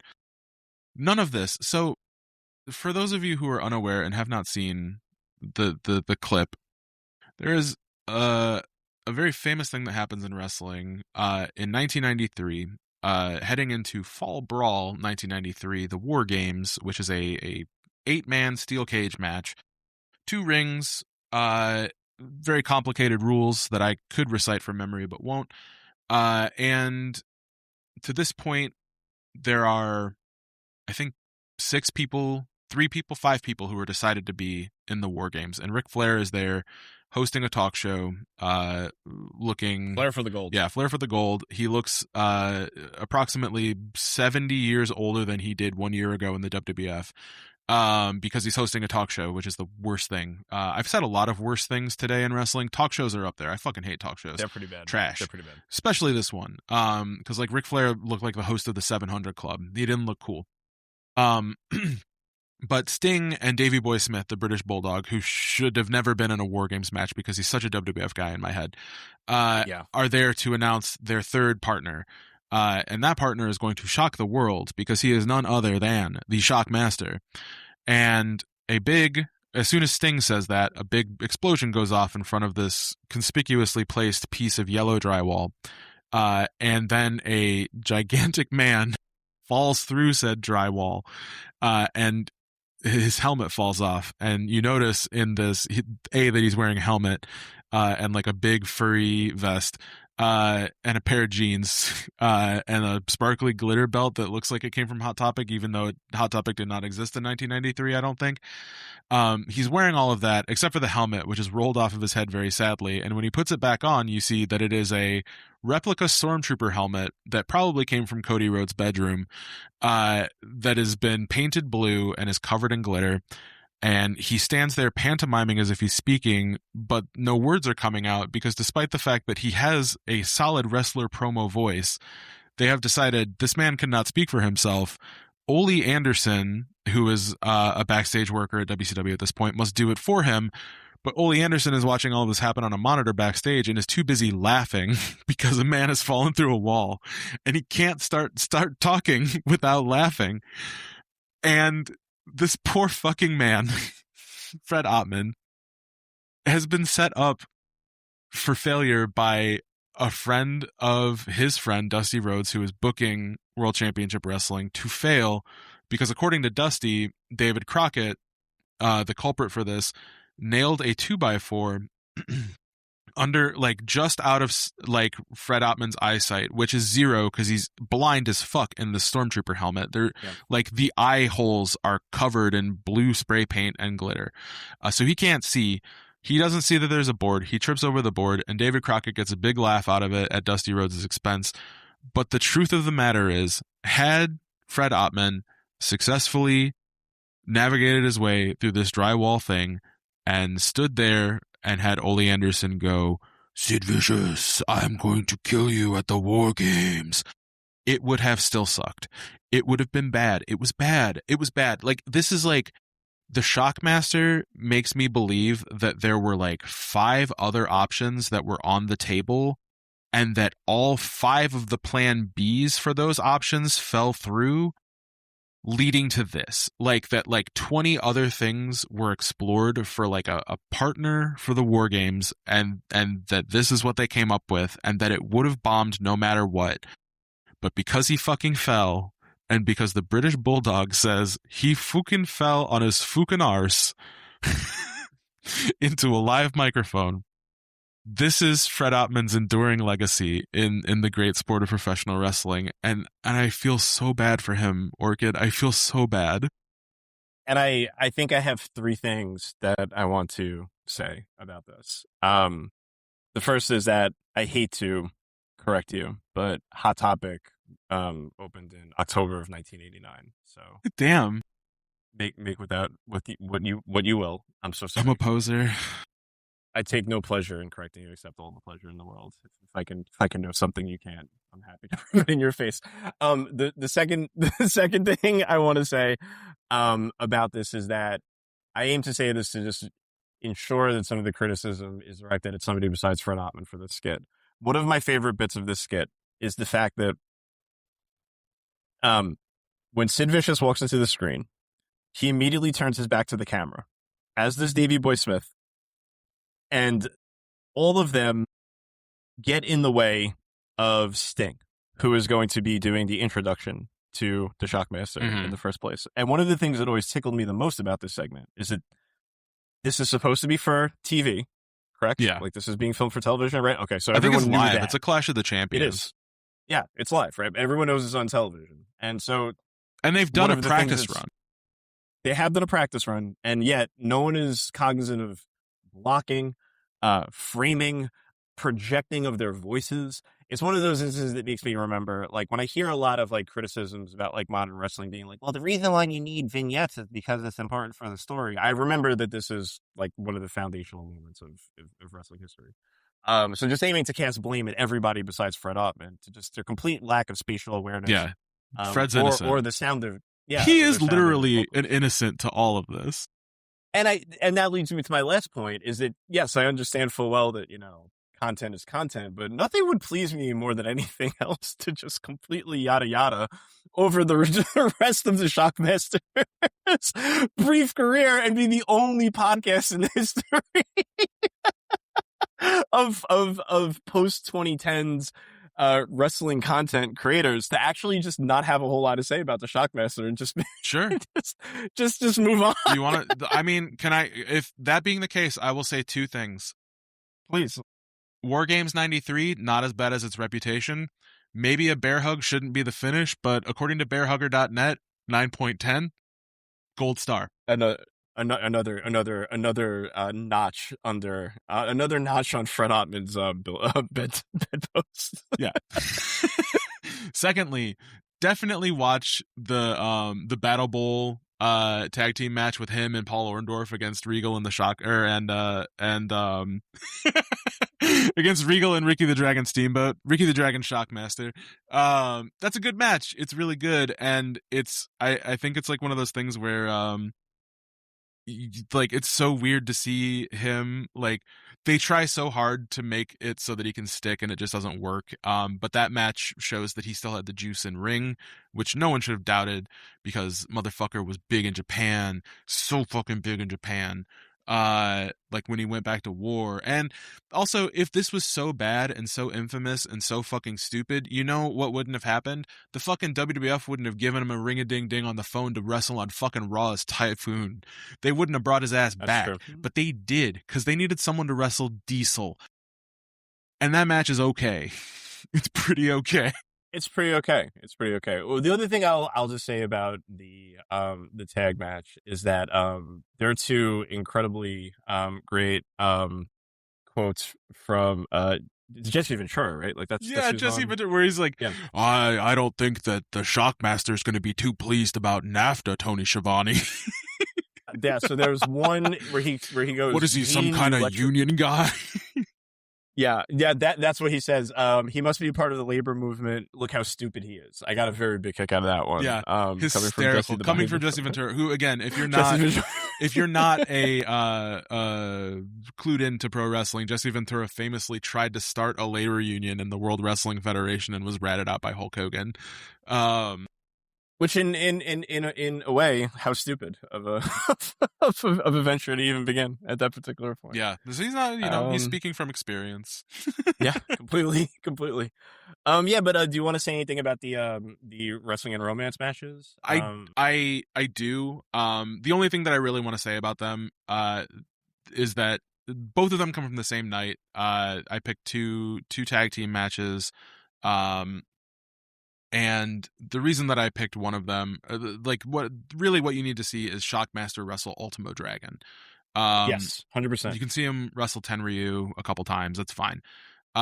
What's awesome to me, I mean, I was gonna say, we're gonna be the first podcast here. Tenryu, fine, he's fine. Yeah, he's fine. We're setting a couple firsts here. Shockmaster, about 2% of this podcast. Tenryu, fine. Even though when we cover him eventually, he's the fucking greatest wrestler of all time. Yeah, we'll be crying. Arguably the greatest retirement match ever, minus Stings maybe. But yeah. The real showpiece of this was when you look up a wrestler like Fred Ottman and you see like their post-peak career and like where they've stopped and whatnot. A lot of times it's kind of sad. A lot of times there's like some kind of funny stuff. Like I think pretty recently, like a podcast that I listened to, it might have been Deadlock. They were overjoyed to find that like Hacksaw Jim Duggan had wrestled in like IWA Japan in like 2004 or something like that. Like these like weird stopovers and like what that leads to. The Hacksaw Jim Duggan IWA Japan run, like he wrestled Big Boss Man. That's cool. I like Big Boss Man, but he wrestled someone that he wrestled 700,000 times. This though, Fred Ottman going back to Japan post Shockmaster. He fucking wrestled the Ultimo Dragon, who, for those of you who don't know, is a legend, an icon, somebody that a lot of people will say is overrated, but I will say to them, fuck you, go fuck yourselves. You go get trained by Bruce Lee and come back and not want to kick people the same 4 ways all the fucking time. You should. Those are kicks that Bruce Lee taught you. He's great. He's a man dressed like a dragon. He started the wrestling company that later became Dragon Gate in the form of Toryumon. He was deemed to not be good enough for the dojos of Japan, so he flew his ass out to Mexico and learned lucha libre and became a really... Boy, did he. He became a really prevalent figure in 90s wrestling, and I feel like if you grew up in the 90s and if you were a WCW kid, it's really hard not to love the Ultimo Dragon. This is from just before that. I believe that this is the year that War held the Super J Cup. But maybe the year before Ultimo won it, or the 2 years before. I forget when Ultimo had it and had like the 9 belts, the sick pictures that like every wrestler tries to imitate now, with like their indie wrestling titles. But in 1995, Ultimo Dragon was like definitely like a tape trader's delight sort of wrestler, like someone that you had to see, someone that you needed to see, someone whose stuff was extremely captivating. And in this instance, he was wrestling fucking Typhoon, and it's so fucking fun because Ultimo Dragon kicks real hard, but he's real small, especially compared to Typhoon. And Typhoon is a big dude with a lot to prove post Shockmaster. So he really gets into it, and that backbreaker thing that I talked about earlier, where he hits you with one backbreaker and then like does curls with it, he fucking dials one in on Ultimo Dragon here, and like every time he curls Ultimo and like fucking backbreakers him again, he's looking like directly into Tenryu's soul and going, fuck you, fuck you, fuck you, fuck you, like every time he fucking curls Ultimo Dragon. And I just gotta say, like, without transitioning to our last word here on old Fred, if you can do that in a wrestling match in any context, for one, for like the brief moment that is happening, you are the coolest motherfucker in the world, and for two, you are the greatest wrestler of all time.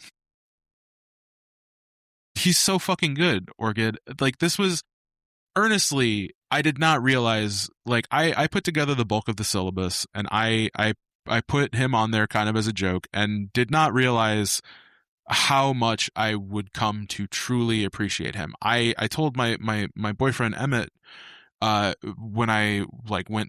Oh, wait, hold on. Before you go on this little rant, let me just do it. Colette, is Fred Ottman the greatest wrestler of all time? Yeah. Yes. I have a whole thing prepared as to why. But I'll start here. When I told my boyfriend that I loved him very much, but I had to go watch a lot of wrestling, I told him that it was going to be me watching a very large man do the same stuff over and over and over and over again, by which I meant just, the big, meaty, fat dude, forearm to someone's back, which is, I think, a move that everyone over 275 pounds is expected to master in wrestling school. But what I found was something much, much greater and much, much better. I think that Fred Ottman is the greatest wrestler of all time. I think that wrestling needs and is better for wrestlers like Fred Ottman. Before David Crockett nailed a 2x4 to the wall and assured his place in wrestling infamy, Fred Ottman was a nice guy power lifter, an evil laborer, a thick Hercules, a white dude who liked rap, Hulk Hogan's friend from the docks, and Hulk Hogan's enemy, the weather. He was strong.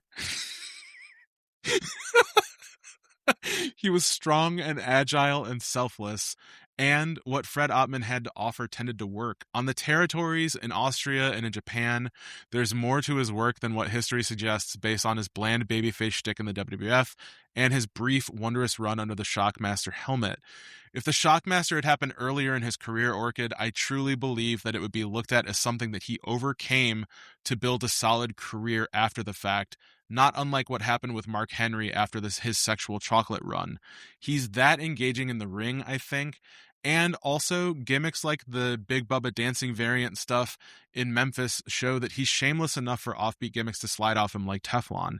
It is really unfortunate that Shockmaster happened to him when the WWF no longer wanted him, and when the indies were either becoming extreme or were mostly trading on former television names doing cut-rate versions of their Federation gimmicks, because that meant that he was basically frozen in time. He has forever been stuck falling through the wall, to the point that 7 years later, when he wrestles for WXO, a promotion run by his fucking friends, he is a fat guy in a fucking tiny car. That shit sucks. Justice for the goddamn Shockmaster, Orchid. He is the greatest wrestler of all time. Now, what say you? Is the Shockmaster the greatest wrestler of all time?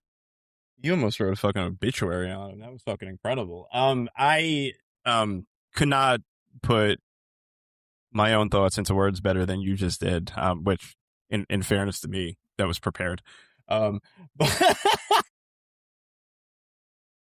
That being said, no, I came into this fully expecting that it would be a trip down memory lane, where I would watch a couple of indescript matches that I remember from my childhood, and see a few glimpses of somebody who I know was a journeyman in professional wrestling, Cook, but not to a degree that impressed me in any way, shape, or form. But I felt the exact opposite once I left.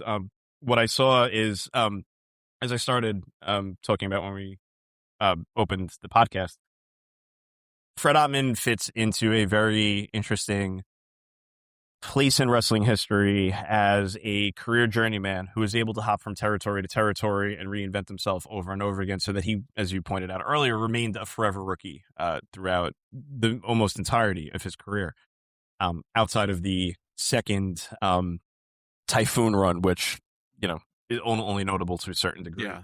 And I keep thinking long and hard about what it would take for someone to replicate that career in today's day and age. And it's obviously a different universe. The internet makes it so that territories are more flattened. We have greater access to everything. So it's really difficult to reinvent yourself in the same way. If you look at somebody like a Rez, for example, who is now wrestling in AEW as I almost called him the Clone Master, and I actually think I'm going to stick with that. But yeah, who's somebody who is, reinvention in wrestling is these days is just so difficult to do, and you're able to carve out a career the way that Fred did, and remain, I think, is relevant to the point where like people do want to hire you to do something. And I think that that's like sort of what's fascinating to me about his run in the 90s was that in every stop that he had in WWF and WCW, they were desperate promotions, desperate for a change. And they would turn to somebody who they knew was a trusted hand, who that it seemed as if they thought that if they just gave him the right gimmick, there might be something to extract out of that. And I think that if there's a failure on anyone's end in terms of Fred Ottman not being the greatest wrestler of all time, it's the people who are in charge of coming up with creative for him and putting him in situations that really highlighted what his strengths were. I don't think anyone ever did. I easily think that Fred Ottman is the greatest wrestler of all time, and I'm very fucking glad that you had him on the syllabus. And to your point too, what a funny thing to have to explain to your significant other, telling my wife, giving her a kiss goodnight every night and be like, all right, well, I have to go spend time with Tugboat. Yeah. She'd be I like, love you, Emmett, I hope but you I'm and logging Tugboat into bearhugger.net. Yeah, just my wife saying, I hope you and Tugboat have a great night together. Every night when she went to bed was this week was a very, very funny exercise. So no, shout outs to Fred Ottman. You are easily the greatest wrestler of all time. There are two trans women who have a podcast that is marginally listened to. We're doing great. We're doing fantastic. We're doing really good. No matter what happens to you, Fred, just know deeply that there are two trans women who run a marginally successful podcast. This is the start. This is the start. This is what we're doing. Like, we're gonna find these motherfuckers, and we're gonna say this is why they're great, and people are gonna be like, holy shit, I never thought about Tugboat that way. So Fred, hopefully the two of us will lead the revolution on the way your career is remembered, because you certainly do not deserve to be remembered simply for falling over a board that was placed there to sabotage you. It's definitely my opinion. Yeah, they should have used the alternate take. Like, were the tape machines not rolling? Like, what the fuck? Truly, I have been told the tape machines were rolling countless times. All right, well, closing the book on the episode of the Shockmaster, I guess it's time for us to figure out who we're going to be covering next week. And so shall we get to the segment? Yeah. I'll let you say it. We're spinning the wheel, and we are making the deal to find out who we will be covering on episode 7 of the Patron Saints of Six Sons of Bitches. The way that this works, obviously, is that there are a bunch of names on a wheel. We will spin it. It will land on someone, and we will then have to create an argument as to whether or not they are the greatest wrestler of all time. Last week, we selected a Tugboat, who was someone that I put on the list, which means that this week I will be putting 2 people on the list. Orchid will be putting another person up on the wheel. And then a lot of listeners have been submitting 5-star reviews on their podcast app of choice, and telling us who they would like us to see. And we've put a lot of them on the list as well. Probably not as many. I'm looking at the spreadsheet right now, and it looks like we probably have some catching up to do, which is really nice to hear. So thank you so much for all of your support. It's so early in the history of the Patron Saints of Six Sons of Bitches. I think that for me, who I would like to go on the wheel, I want Nicole Matthews on the wheel. Hell yeah. I want Nicole Matthews up there, and I think that I want let's go with Command Bolshoi. That's a wrestler that I've been meaning to watch a lot more than I have of. I hear great things about her. And I think I've probably watched like 2 matches Lifetime a long time ago, and I want to change that. So yeah, let's throw those 2 on the board. Let's get some women on this board. Let's be 4 women on this podcast. Yeah, sure. So and then you're gonna be like, let's pick Vince McMahon. I've already went out of my way to put 2 women on this board. So do I feel like inclined to have to put it? And well, granted, you're the one who said let's cover a woman, but Megumi Kudo was absolutely my suggestion. Yeah, she was so I feel I feel personally like I'm doing more than enough. I think that's more of like for a big having- egg thing where Joseph and I both like women's wrestling a great deal, and then just constantly forget to cover it. Yeah, you'll do a pretty good job. But I already have Natsupoi, Miko Sakamura, and Nick Gage on there, so I feel pretty good in terms of who I've got covered from a win standpoint. I'm gonna put somebody on here that I have only seen one match of, who I am desperate to watch more of, and that is going to be Sataniko. That's going to be my addition. And yeah, to Colette's point, if you do want to suggest a name or a person for us to cover on this podcast, please just give us a 5-star review, ideally on iTunes, and type in who you would like us to cover. If that feels too embarrassing to you, which I completely understand, I am not somebody who likes to review things very frequently on the internet. You can join us on the you can join us on the Violent People Discord and hop into the Patron Saints channel on there, and just pop in a screenshot of your review and just let us know who you want us to cover. I ideally will find in the next couple of weeks, figure out a good way to give everybody access to what the full list is. But I think for the sake of good audio, I'm not going to read the 30 names that are on here. Yeah, totally. And again, like if the name that you sent us is not on the list this week, it will be next week. I thought I have everyone. Jumbo Saruta was one that was added pretty late. But again, listing everyone would be bad audio. We should, yeah. Yeah, but I would not mind. I didn't spell his name right, but it's a fun one. All right, so I got the wheel pulled up. Give me 1 second, Colette, while I paste everybody on here, and I'll share my right tab, and I'll go ahead and click spin.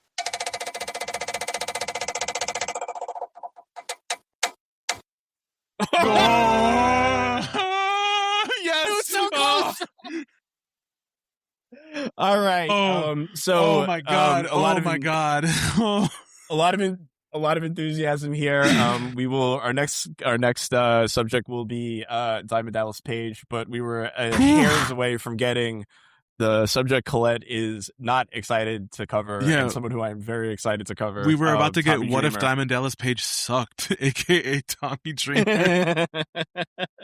But no, instead we're gonna have somebody on here who we both feel incredibly strongly about. One of my favorite wrestlers when I was a child. I know full well that you're a much bigger fan than I am. Diamond Dallas Page will be our subject for the next episode. I love Diamond. I just know you fucking adore him. Let's fucking go. So yeah, thank you very much for joining us. I can't wait to practice my yoga and my radical acceptance of all people. Diamond Dallas Page did wish me a happy birthday last week, so thank you very much, DDP. I'm very, very much looking forward to covering you. Yeah, thank you so much for listening, and we'll see you shortly.